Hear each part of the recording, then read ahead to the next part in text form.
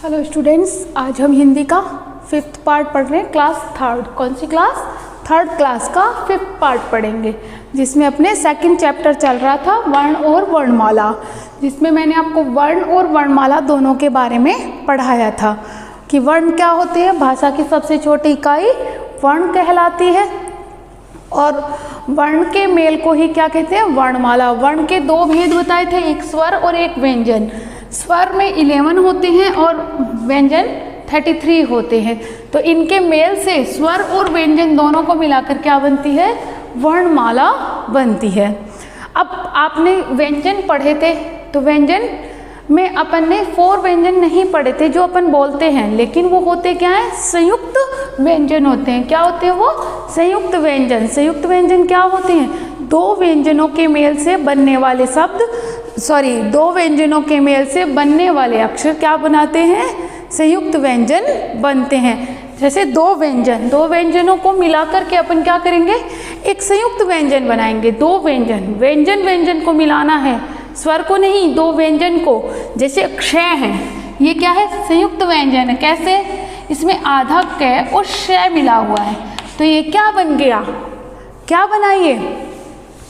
क्षय बनाना। लेकिन क क्या है? व्यंजन है, और श क्या है? ये भी व्यंजन है। तो दोनों के मेल से बनने वाला शब्द क्या कहलाता है? संयुक्त व्यंजन कहलाता है। दो व्यंजनों के मेल से बनने वाला शब्द संयुक्त व्यंजन कहलाता है। आया समझ में? अब क्षय जो है वो किस किस से मिलके बना? क और श से। ऐसे ही त्रय जो है वो किससे मिलकर बनता है? आधे तय से और रै से। आधे तय और रै दोनों को मिलाकर के हम क्या बनाएंगे? त्रय। क्या बनाएंगे? त्रय। ऐसे ही जय है, तो आधा जय ग को और इन्हें से मिलाकर के हम क्या बना देंगे? ज्ञ बना देंगे। आया समझ में? और श्रेय है, तो उसमें श्रेय और रै को मिलाएंगे तो वो क्या बन जाएगा? श्रेय बन जाएगा। तो दो व्यंजनों के मेल से बनने वाला शब्द संयुक्त व्यंजन कहलाता है। आई परिभाषा समझ में कि संयुक्त व्यंजन किसको कहते हैं? दो व्यंजनों के मेल से बनने वाला शब्द वर्ण संयुक्त व्यंजन कहलाता है। कि दो व्यंजन को मिलाने से बनने वाला संयुक्त व्यंजन। अब जैसे शब्द देखो, क्षय है, तो शब्द क्या बना? क्षेत्रीय। क्षमा बना। ऐसे ही त्रय है, तो त्रय से कौन कौन से बन गए? त्रिशूल, त्रिदेव। ऐसे ही ज्ञ है, तो ज्ञ से क्या बना? ज्ञान, ज्ञानी, ज्ञानदेव, ज्ञानी। ऐसे ही श्रेय है, तो श्रेय से श्रमिक, श्रम। ये इनसे शब्द बन जाते हैं। आ गया समझ में? अब संयुक्त व्यंजन, तो संयुक्त व्यंजन कितने हो गए? 4 संयुक्त व्यंजन है।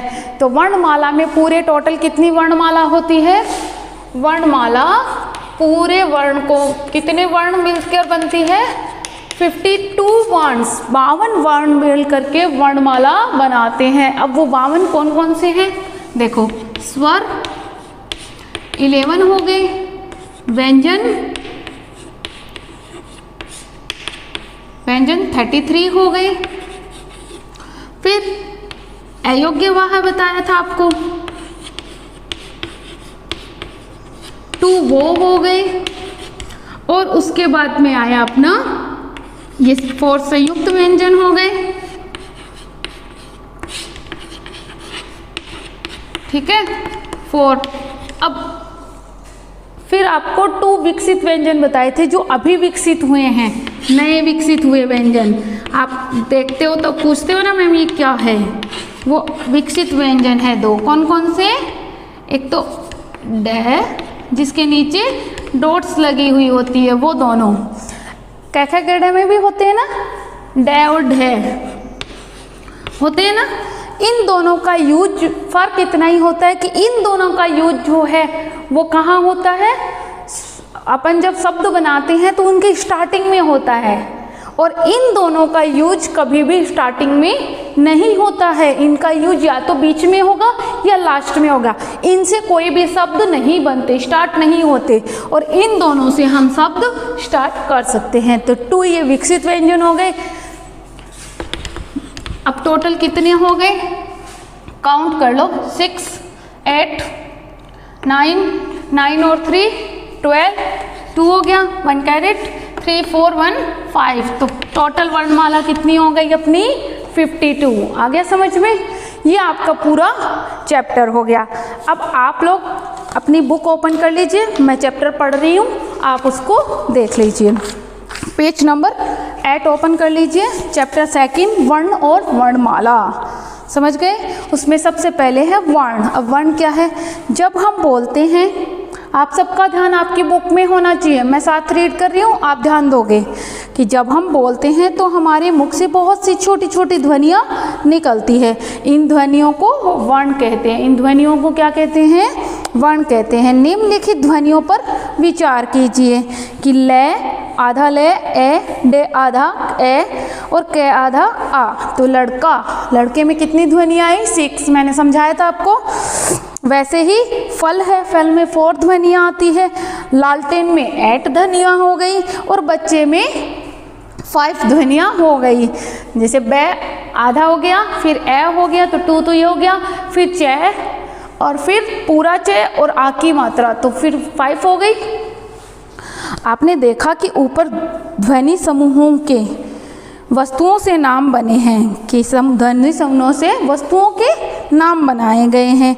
इन ध्वनि चिन्हों को वर्ण या अक्षर कहते हैं। इन ध्वनि चिन्हों को क्या कहते हैं? वर्ण या अक्षर कहते हैं।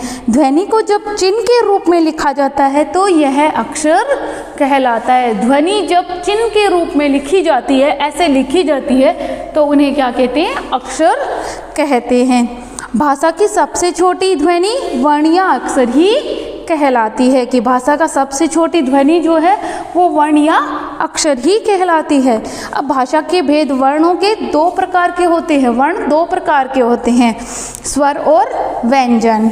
अब स्वर, जिन वर्णों को बोलने में किसी दूसरे वर्ण की सहायता नहीं लेनी पड़े उन्हें क्या कहते हैं? स्वर। कि जिन वर्णों को बोलने में किसी दूसरे वर्ण की सहायता नहीं लेनी पड़े वो स्वर कहलाते हैं। हिंदी भाषा में अग्रलिखित 11 स्वर होते हैं। कितने स्वर होते हैं? 11 स्वर होते हैं। कौन कौन से हैं? ए आ ई उ, बड़ा ऊ, री ए आई ओ आऊ। फिर अपना व्यंजन, जिन वर्णों को बोलने में दूसरे वर्णों की सहायता लेनी पड़ती है उन्हें व्यंजन कहते हैं। जो मैंने अभी आपको बताया, दूसरे वर्णों की सहायता लेनी हो, जिसमें 2 व्यंजनों को जोड़ा जाए वो संयुक्त व्यंजन, लेकिन स्वर और व्यंजन दोनों मिलते हैं वो व्यंजन कहलाते हैं। ठीक है? हिंदी भाषा में 33 व्यंजन होते हैं। कितने होते हैं? 33 व्यंजन, जो आपको बताया है। ये अंग और चंद्रबिंदु तथा आहा आरोग्यवाह कहलाते हैं। क्या कहलाते हैं? आरोग्यवाह। हिंदी में विकसित ध्वनियाँ हैं, डे और ढे, अभी मैंने आपको ये बताई थी। ये 2 क्या है? विकसित ध्वनियाँ हैं। हिंदी भाषा में 4 संयुक्त व्यंजनों को स्थान मिला हुआ है। वो 4 संयुक्त व्यंजन ये रहे जिनको स्थान दिया गया है हिंदी भाषा में, ये 4 संयुक्त व्यंजन। इस प्रकार हमारी वर्णमाला में 52 वर्णों का समूह होता है। हमारी वर्णमाला में कितने वर्णों का समूह होता है? 22 का, जिसमें